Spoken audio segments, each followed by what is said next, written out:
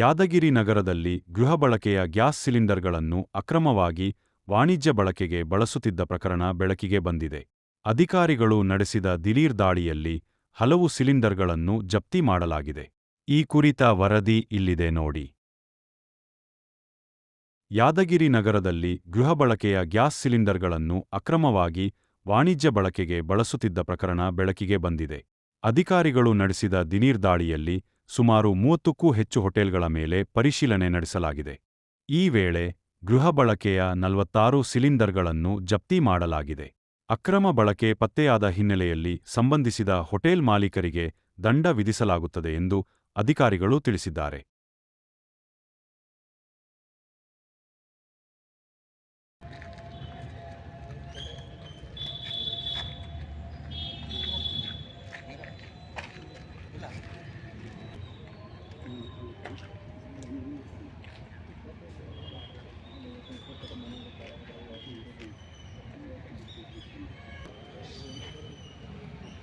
ಇದು ಸಾಕು ಇಲ್ಲ ಸರ್. ಶೂಟಿಂಗ್ ಮಾಡಿದ್ರೆ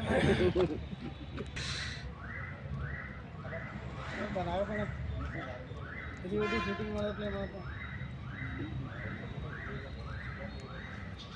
ಇವ್ರಿಗೆ ಏನಾಗೈತ್ರಿ ಕ್ಯಾಮ್ರಾಮ್ಯಾನ್ ನಿನ್ನ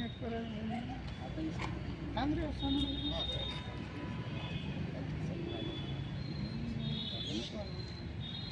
ಮುನ್ಸಿಪಾಲ್ಟಿ ಲೇಬರ್